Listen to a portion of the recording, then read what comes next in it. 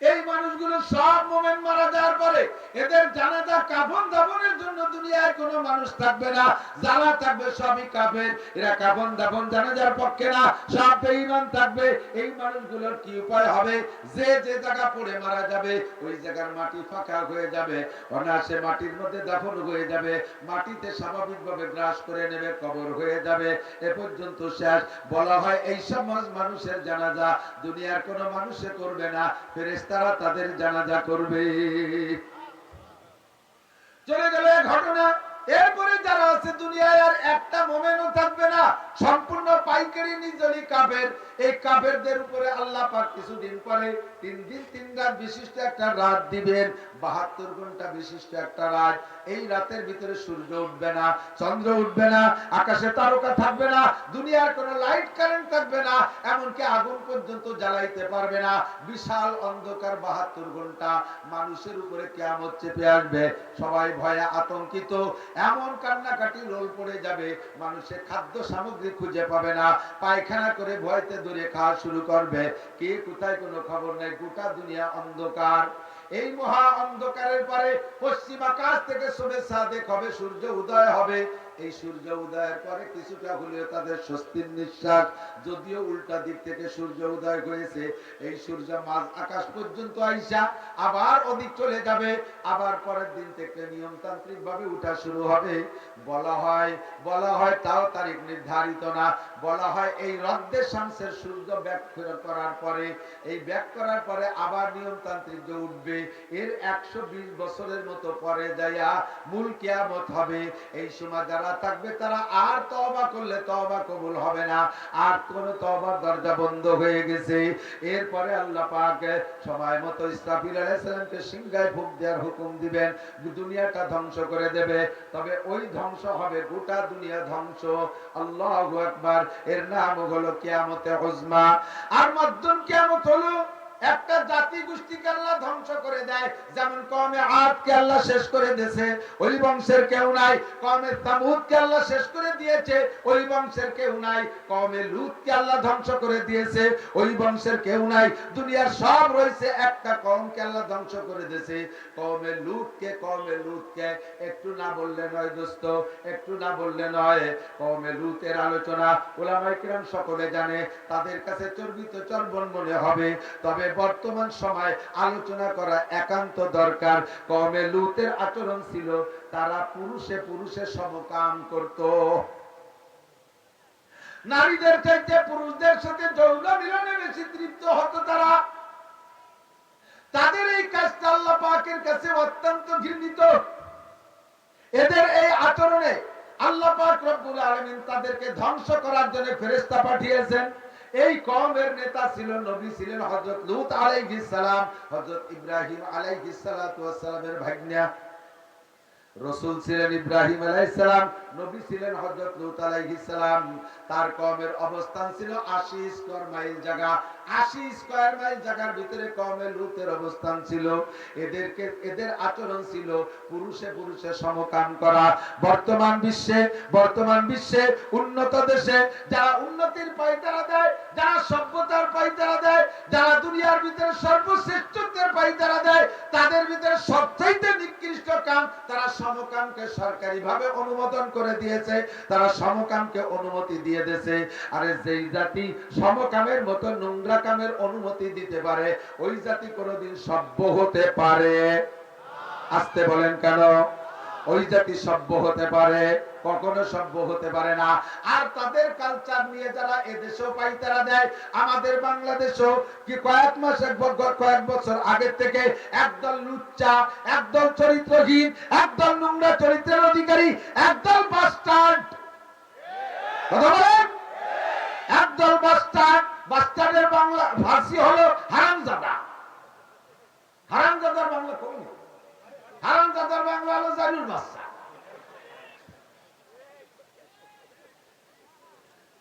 নিজের যদি জন্মের ঠিক থাকে, কখনো সমকামরা অনুমতি দিতে পারে? জোরে বলেন পারে? আর এইটাকে কেন্দ্র করে ভিতরে চলতেছে তার আরেকটা নাম দিয়েছে ট্রান্সজেন্ডার। কতক্ষণ? ট্রান্সজেন্ডার। ছেলেটারে একটু কণ্ঠ পাল্টাইয়া সালোয়ার কামিজ পরাই দিলি বলে মাই হয়ে যায়। বাংলা তো কইতে মনে চায়, তা তো লজ্জাতে করতে পারি না। জামা কাপড় ভরাই দিলি যদি মাই হয়ে যায়, তারপরে বাকি তাকিয়ে দিলি। মেয়েটারে প্যান্ট শার্ট পরাই দিলে বলে ছেলে হয়ে যায়। মুঠা মুঠা কণ্ঠে কথা বললেই ছেলে হয়ে যায়। ওই জাতীয় মাইয়া, মানে ছেলেটারে মাইয়া সাজাইয়া আর মেয়েটারে ছেলে সাজাইয়া এরা একসাথে ঘোরাফেরা করে, একসাথে ঘোরাফেরা করে, যা বাকি যা অন্যায় সবই করে। আবার ছেলেতে ছেলেতে অন্যায় করে। সাবধান থাকবেন, খোদার গজব হবে। সাবধান থাকবেন, খোদার গজব হবে। এই কওমকে ধ্বংস করার জন্য আল্লাহ পাক 8 জন ফেরেশতা পাঠিয়েছে। জিবরাইল মিকাইল সাথে 6 জন, অথবা জিবরাইল মিকাইল সাথে আরো 8 জন। এই 8-10 জন ফেরেশতা আয়েশা হযরত ইব্রাহিম আলাইহিস সালামের বাড়ি মেহমান হয়েছেন। মেহমানের কিসসা আবার একটু আগে থেকে। ইব্রাহিম আলাইহিস সালাম কখনো মেহমান ছাড়া খানা খায় না। ওনার স্বভাব হলো মেহমান ছাড়া খায় না। একটানা 3 দিন ওনার বাড়ি মেহমান আসে না, খানা রান্না হয় আর খায় না, রান্না হয় আর খায় না। মানুষ মেহমান পাইলেও ভালো, নইলে একটা বিড়াল কুত্তারে প্লেটে খাবার দিয়ে হলেও খাইতেন। কিন্তু পরপর 3 দিন আল্লাহর পক্ষ থেকে মেহমান বরাদ্দ নাই। 3 দিন পর্যন্ত না খাওয়া, ক্লান্ত হয়ে যাচ্ছে। আহকামুল হাকিমিন ইব্রাহিম আলাইহিস সালামের এই স্বভাবটা, এই আখলাকার, এই চরিত্রকে অত্যন্ত পছন্দ করেছেন, যে আমার ইব্রাহিম মেহমান ছাড়া খায় না। কিন্তু আগের থেকে আরো কয়েকদিন পর্যন্ত ওনার বাড়ি মেহমান বরাদ্দ নাই। ওদিকে অতদিন পর্যন্ত না খেয়ে থাকলে কষ্ট হবে। আল্লাহ পাক ওনাকে মেহমানের মাধ্যমে খানা খাওয়ানোর জন্য জিবরাইল আর মিকাইলকে সাথে দিয়া আরো 8 জন ফেরেশতা দিয়া সূরা জারিয়াতের মধ্যে তাফসীরে দেখবেন আছে। আমি হাফেজ না বিদায় আয়াত সবগুলো খুঁজে পাই না। আল্লাহু আকবার। 10 জন ফেরেশতা আইছে ইব্রাহিম আলাইহিস সালামের বাড়ি। যুবক একেবারে হ্যান্ডসাম সুদর্শন আইছে, সালাম দিয়ে বলে আসসালামু আলাইকুম আফিল বাইতে খলিলুল্লাহ। ইব্রাহিম খলিলুল্লাহ বাড়ি আছেন। লব্বাইক পানান্তুম, জি আমি আসি, আপনারা কারা? কয় নাহনু যুয়ুফুক, আমরা আপনার মেহমান। ইব্রাহিম আলাইহিস সালাম খুশিতে বাগবাগ। তাহলে আজকে খানা খাওয়া যাবে।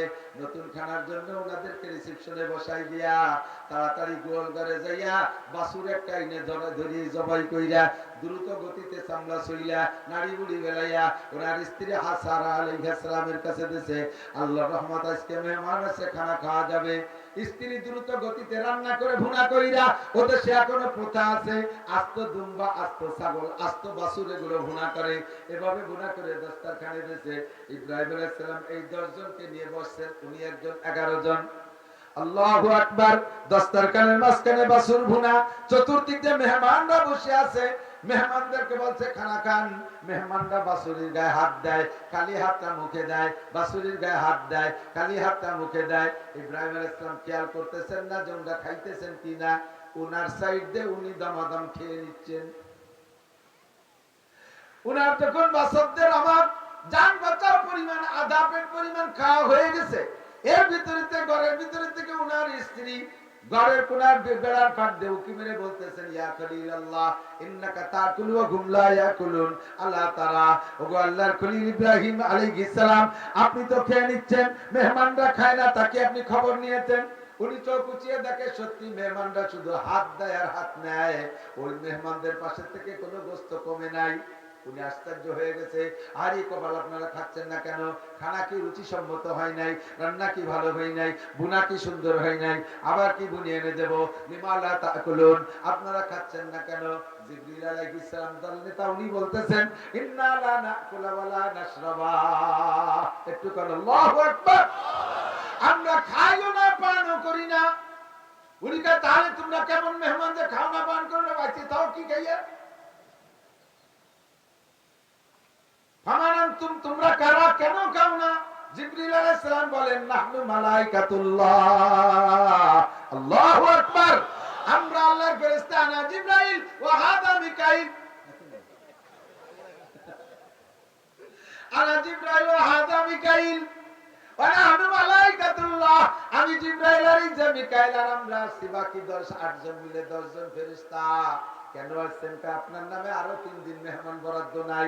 ওদিকে আপনি মেহমান ছাড়া খানা খান না। আল্লাহ পাক আপনাকে খানা খাওয়ানোর জন্য, এই সিস্টেমটা করার জন্য আমাদেরকে পাঠিয়েছে। আল্লাহু আকবার। বুঝে দেখেন বিষয়টা আল্লাহর কাছে কত পছন্দনীয়। এই জায়গার বেশি সাবাবনা চলে যায় সামনের দিকে। এবার খানা দানা খাওয়ার শেষে ইব্রাহিম আলাইহিস সালাম বলতেছেন, তাহলে হুজুর যাই। হুজুর, আপনার ভাগ্নে লূত আলাইহিস সালামের বাড়ি কোন দিক? জিবরাইল চেনে না তা না, জিজ্ঞেস করতেছে কেন, ঘটনার একটু আলোচনা করে নেবে। কেন তা জিজ্ঞেস করছেন কেন? ওই কওমে যাব। ইব্রাহিম আলাইহিস সালাম বলেন না, ওদিক যাইয়েন না, ওদের স্বভাব ভালো না। ওদের স্বভাব, আপনারা যে চেহারায় আসছেন, যাইয়েন না। জিবরিল আলাইহিস সালাম বলেন কেন যাব না? ইব্রাহিম আলাইহিস সালাম বলেন কেন যাবেন? ওই কওমকে ধুলাই দেওয়ার জন্য যাব। তাদের আচরণে আল্লাহ পাক বড় ক্ষুব্ধ। কোনভাবে লূত আলাইহিস সালাম তাদের সাইজ করতে পারছে না। ইব্রাহিম আলাইহিস সালাম বললেন কতগুলো মারবা? পুরো কওম শেষ করে দেব। আমার ভাগ্যের লূত তো নবী, সে তো আর এই অন্যায় করে না, তার পরিবার ভালো, তাদেরকে কি উপায় হবে? তাদের ব্যবস্থা তাদের জন্য করে নেব আগে, সেই ব্যবস্থা হবে, চিন্তা করেন না। এবার ইব্রাহিম আলাইহিস সালামের কাছ থেকে অনুমতি নিয়ে গেছে। এই 10 জন যখন ওই বাড়ি, এই 10 জনের থেকে 2 জন গেছে মাত্র, জিবরাইল আর মিকাইল 2 জন গেছে। যখন এই 2 জন হ্যান্ডসাম সুদর্শন যুবকের রূপ ধারণ করে গেছে, চতুর্দিক দিয়ে তাদের চেহারা দেখা, তাদের যে স্বভাব, সেই স্বভাবের চরিত্রের চরিতার্থ করার জন্য একেবারে চতুর্দিক দিয়ে চলে আসছে বাড়ির কাছে। ইব্রাহিম আলাইহিস লূত আলাইহিস সালাম মেহমানদের পাইয়া ঘরের ভিতরে নিয়ে গেছে, সালাম কালাম দিয়ে তোমরা 2 জনকে। উন্ডা বললেন আমরা আপনার মেহমান আসছি। ইব্রাহিম লূত আলাইহিস সালাম ভীত সন্ত্রস্ত আতঙ্কিত, ঘরের ভিতরে নিয়ে আটকাইছে। লূত আলাইহিস সালামের স্ত্রী একটা ছিল বেয়াদব, ওইটা যে তার ভাইদেরকে বলে দিয়েছে, ভাই তোরা যা চাস জীবনে এমন মাল পাইস নাই, আমাদের বাড়ি চলে আইছে, তাড়াতাড়ি আয়। এই শয়তানটা যে খবর কইলে চতুর্দিক দিয়ে লোকজন আইসা এবার লূত আলাইহিস সালামকে বলতেছে তোমার বাড়ি যে ছেলেরা আসছে আমাদের কাছে সুপুর্দ করো। লূত আলাইহিস সালাম বলতেছেন তোদের হাতে ধরে পায়ে ধরে মাপ চাই, এরা আমার মেহমান, আমার বাড়ি থেকে অবস্থায় অপমানজনক আচরণ করিস না, তোদের কাছে মাপ চাই। ওরা কোনো মত শুনতে রাজি না, মানতে রাজি না। লাস্টে ইব্রাহিম লূত আলাইহিস সালাম এ পর্যন্ত বললেন আমার অনেকগুলো মেয়ে আছে, তোদের সাথে বিয়ে দিয়ে দেব, এক একজনের সাথে এক একটা বিয়ে করাই দেব, আমার মেয়েগুলো নিয়ে তোরা সরে পার, আমার মেহমানের সাথে খারাপ আচরণ করিস না, মেহমান আমার বাড়ির মেহমান। ওরা কয় আমরা নারীদের প্রতি অত আসক্ত না, আমরা যুবক ছেলে চাই, পুরুষ চাই, এমন মেহমান কোনোদিন পাই নাই, আমাদেরকে দিতেই হবে।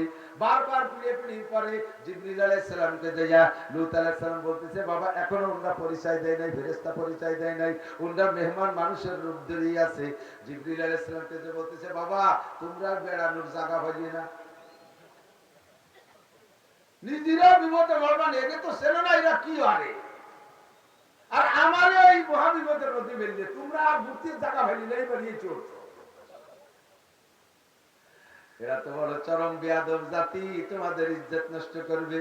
জিবরিল আলাইহিস সালাম কানে কানে কয় লা তাহজান ওয়া লা তাখাফ, ভয় পেন না, টেনশন করেন না, ওদেরকে একটু বলে দেন তোমরা শেষ রাত্রি আইসো। মেহমান এখন লং জার্নি করে টায়ার্ড হয়ে পড়ছে, এখন একটু রেস্ট নিক, তোমাদের চাহিদা পূরণ করা হবে, শেষ রাত্রি আইসো। লূত আলাইহিস সালাম বললেন এখনো পরিচয় দেয় নাই আমরা ফেরেশতা। লূত আলাইহিস সালাম তাদেরকে বললেন হে তোরা খুশি থাক, মেহমান রাজি হয়েছে, তোরা যে আকাম করতে আইছিস, তবে এখন না একটু সুযোগ চাইছে, শেষ রাত তোমরা অনেক দূর থেকে এসে ক্লান্ত হয়ে গেছে, শেষ রাত্রে আসতে কইছে। ওরা শেষ রাতের খবর পাইয়া আপাতত একটু ধৈর্য ধরছে, কিন্তু চতুর্দিক দিয়ে পাহারা দিচ্ছে যে কোনো দিক দিয়ে চইলে না যায়, শেষ রাতের কথা কইয়া। এবার লূত আলাইহিস সালাম ফেরেশতা 2 জন জিবরাইল মিকাইলকে বলতেছে বাবা এই শেষ রাত্রে তো ওরা আবারও আসবে, তোরা কি ওর বিপদে দেই। জিবরিল আলাইহিস সালাম এবার পরিচয় দেয় লা তাহজান ওয়া লা তাখাফ, ভয় পেন না, টেনশন করেন না, আনা জিবরাইল ওয়া হাদা মিকাইল, আমি জিবরাইল আর মিকাইল আমাদের লোমের কাছেও আসতে পারবে। আসতে কয় কেন? আপনাদের বাড়িতে আমাকেও দিতে, আমাকে দিতে লাগে তো সর্বনাশ হয়ে গেছে, তার তো এলাম না। জিবরাইল কে আমাদের লোমের কাছে আসতে পারবে না। লূত আলাইহিস সালাম এবার একটু আশ্বস্ত হলেন, খুশি হলেন, জিবরাইল আর মিকাইল যেহেতু ফেরেশতা, তাহলে ফামা জন্য তোমরা 2 জন কি কাম করতে আসছেন? এই কওমরে শায়েস্তা করতে আসছি, ধুলাই দিতে আসছি, শেষ রাত্রি খেলা হবে। বাংলাদেশে কি হবে? খেলা হবে। ওই এই গেছে খেলা, ও জায়গাও খেলা হবে, শেষ রাত্রি খেলা হয়ে গেল। আল্লাহু আকবার, কি হবে? এই 80 মাইল জায়গা আমরা খুঁজতে নিয়ে আকাশে উঠে নেব। আকাশে আল্লাহ পাক সেনাবাহিনী তৈরি করে রাখছে, বোমা হাতে আছে, একেবারে অ্যাড্রেস সহ লেখা বোমা। যার বোমা তার মাথায় পড়বে, একটার বোমা আর একটার মাথায় পড়বে না। ওখানে নিয়ে তুলোধনা পেশা করা হবে। লূত আলাইহিস সালাম বললেন, ও বাবা, আমরা ফ্যামিলির সদস্য এই কয়জন কোন জায়গা যাব? আমরা এই অট্টসীমার মধ্যে কোন জায়গা যাব? ভাই আপনারা তাড়াতাড়ি সাইরা পড়েন, তবে বেরোয় যাওয়ার সময় পিছনের দিক তাকাবেন না। বেরোয় যাওয়ার সময় পিছনের দিক যেটা তাকাবেন ওইটাই ধরা পড়ে যাবেন। লূত আলাইহিস সালাম পরিবারের সদস্যদেরকে বললেন, চলো আমরা এলাকা ছেড়ে চলে যাই, শেষ রাত্রির অবস্থা ভালো না, শেষ রাত্রির খবর ভালো না, তাড়াতাড়ি চলো চলে যাই। তবে বাইরের থেকে বেরোনোর সময় কেউ পিছনের দিক ফিরবা না। উনার সেই বেয়াদব স্ত্রী সাংবাদিক, সাংঘাতিক, এই সাংবাদিকটা ওই যে মনে মনে কল্পনা করছে পিছনে ফিরতে নিষেধ করলো কেন, এই পিছন না দেখে ছাড়বো না। ও সিরিয়ালে সবাই পিছে রয়েছে, লূত আলাইহিস সালাম সবার আগে, আর সেই বিয়াদব বউটা পিছনে। সব যখন এলাকা থেকে বেরিয়ে যায়, এলাকার এরিয়া বাউন্ডারি ছেড়ে যায় বাপ, এই সময় পিছনের থেকে ওই মহিলা পিছনের দিকে ফিরে তাকায়, তাই আন্নাসু হারিসুম মিম্মা মুনিয়া, মানুষের লোভ হয় ওই জিনিসের প্রতি যার থেকে নিষেধ করা হয়। কথাটা যার থেকে, এইটা কতক্ষণ ধরে দেখতেছেন না, হঠাৎ করে যদি এইটা নিচে আমি রুমাইতে দেখতে কথা বলছি, এটা কে বুঝলো বাড়া, এই হুজুরি পাগল হয়ে যেত, কি যে লোভ করে। নিষিদ্ধ জিনিসের প্রতি লোভ হয় বেশি। কথা বল, ওই মহিলার ভিতরে তো শয়তান মহিলা, ওর মধ্যে বিশাল লোভ। দেখি পিছনে কি আছে। যখন পিছনে দিক ফেরছে, জিবরিল আলাইহিস সালাম কয়, তোরেই তো তালাশ করতেছি, তুই সাংবাদিকগিরি করছিস। চুলের ঝুঁটিটা ধরে টান দিয়ে রিয়ার মধ্যে নিয়া ওনার ফ্যামিলি সরিতে চলে যাওয়ার পরে 80 মাইল জায়গার ভিতরে জিবরাইল আর মিকাইল ডানা ঢুকাই দিয়া, মাটির নিচে ডানা ঢুকাই দিয়া, পুরো মাটিটাকে কংস আকাশে উঠাই নিয়া ওই জায়গা নিয়ে আসমানি ফেরেশতা দিয়ে আল্লাহ পাক উপযুক্ত ধুলাই দিয়েছে। আখুদাবান দেখে হাঙ্গামে সাহার করতে কওমে লূতেরা জেরো জবর, জেরো জবর করে দিয়েছে, উলট পালট কইরা কায়দা মতো মাইরা এবার উল্টো করে মাটির নিচে ডাবাই দিয়েছে। সে 80 স্কয়ার মাইল জায়গা জর্ডানের ভিতরে এখনো পর্যন্ত সেই অবস্থায় আছে। পানি এমন কালো, পানি এমন লবণ, 1 কেজি পানির ভিতরে 800 গ্রাম লবণ হয়। মানুষের গায়ে পাথর বাঁধে ছেড়ে দিলেও তলায় না, লবণ পানির ভিতরে তলায় না মানুষ। এমন বিষাক্ত পানি ব্যবহার করা যায় না। ওই কওমরে আল্লাহ ধ্বংস করে দিয়েছে, কওমে আদরে দিয়েছে, কওমে সামুদ্রে দিয়েছে, কওমে লূতকে দিয়েছে, এদের একটাও নাই। এর কয় কিয়ামতে উস্তা। আবার কোন কোন কওমকে আল্লাহ দুনিয়ায় বাঁচায় রাখছে, কিন্তু তাদের আচরণে এমন ভাবে তাদেরকে বসায় দিয়েছে, রাস্তায় মুখ বের কইরা পরিচয় দিয়ে চলার কায়দা নাই। এ কিয়ামত চলতে আছে, চলতে থাকবে। এ কিয়ামত রানিং। এটা কখনো কখনো যখন তার উপর দিয়ে যায় তখন তার উপরে যায়। 3 নম্বর কিয়ামত হলো কিয়ামতের সুগ্রা ব্যক্তিগত কিয়ামত। এবার আন্তর্জাতিক কিয়ামত যখন ঘটবে, মজার গল্প দোস্ত।